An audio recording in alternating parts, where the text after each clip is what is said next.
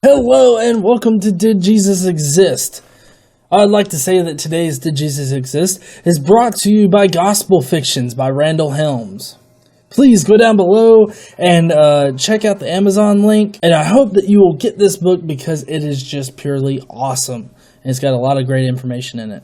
So, Jesus is a miracle worker, right? At least that's what the good book tells us. Miracles, miracles, miracles galore. And one of those miracles just happens to be doing a copy pasta directly on a loaf of bread and some fish. He does this twice in the official comics of Jesus, but with different people, different numbers, so, you know, they're different, kind of, not really.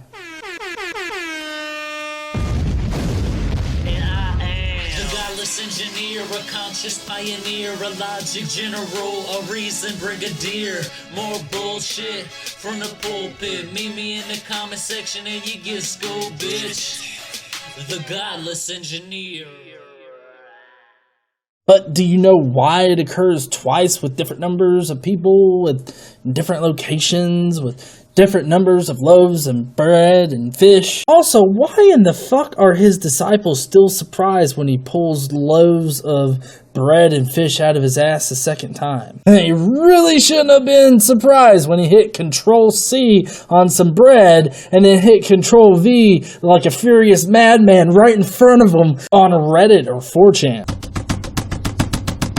Ironically enough, these particular stories were copy-pasted from the Old Testament. Both of them, actually, from the same story. They can't even get original. They just gotta take the one story and just copy it twice. That's how lazy it's getting at this point. One of the functions of the New Testament is to present this fantabulous super Jesus Christ star person. And he's supposed to do things so much bigger and better with fleshier lights and fireworks and holograms and angels and all of this shit. And in order for him to be Jesus Christ superstar, he has to do so much better than the Old Testament. He has to be that douchebag in the corner that one-ups everybody just to feel important. Feeding 5,000 people. In this particular miracle, of course, Jesus feeds 5,000 people with 5 loaves of bread and 2 fish. Big whoop-de-fucking-do, right? I mean, they all just kind of sit around all crisscross applesauce style, you know, like a whole bunch of hippies, and Jesus just kind of pulls bread out of his ass, and they're just like, oh, look, food out of his ass! Let's eat this poo bread!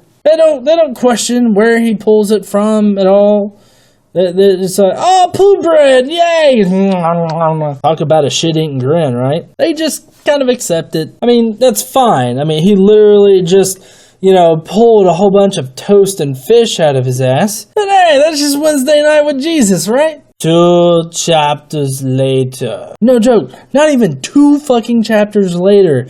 This guy is in the woods with his group of 4,000 people now. Apparently 1,000 people are like, fuck this shit, free food, and I'm just getting fed some bullshit from some hippie with long hair. Fuck this, I'm out of here. I'm going to the Gospel of John. But now he's walking around out there, and you know, he's down to 4,000 people. He's got 4 loaves of bread and just a few fish, and what does he do? Well, he just starts yanking that bread right out of his ass again. Fish and chips coming right out his ass. I mean, what the fuck happened to the mountain of extra food that you had the other day there, Jesus? You been snacking late at night? Come on, bro. But you know what his dumbass apostles say? Yeah, they say this shit. How can anyone provide all these people with bread in this lonely place? Mark 8:14. I mean, come on, guys. You just saw him the other day pull so much food out of his ass that he fed 5,000 people.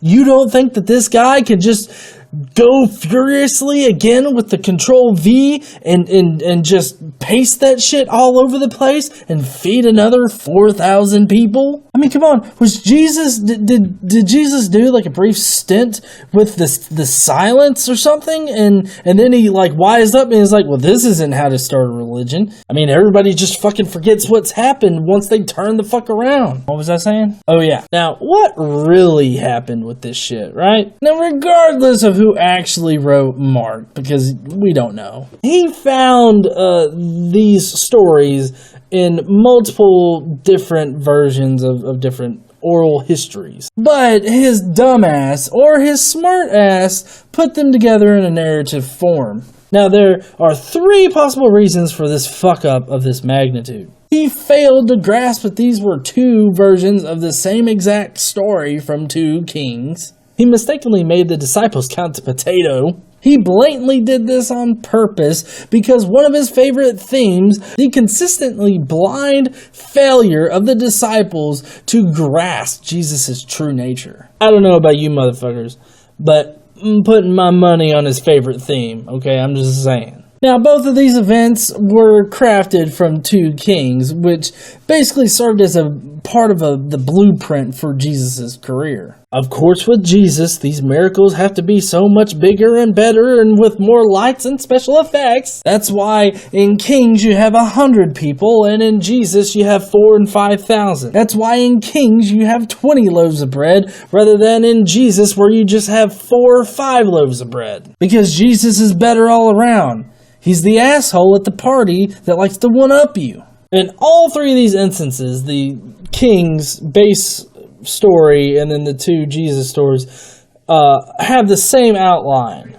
Okay, first, the prophet, he tells his disciples to go and feed people. And then the disciples bitch about not having enough food. And then the food is copy and pasted everywhere and the disciples feed everybody. It's really basic outline, but it happens in the exact same order. It doesn't deviate in any 3 of them, so that's how you can connect all 3 stories. Elijah had a similar story about a flour jar and some oil in another jar that never seemed to empty or something, but apparently Christians like the whole loaves of bread being copied everywhere and whatnot, so they just went with that one. I can just imagine the Mad Men episode where they handle Mark and the Gospels. Well, how should we market this miracle? Well, it's definitely not the jar of flour. Thank you for joining me today. I hope you liked this Did Jesus Exist? If you will, go down below, leave me comments about what you thought about this. And if this is your first time here and you like the concept of this series, go down below and hit subscribe. We do this every single Monday.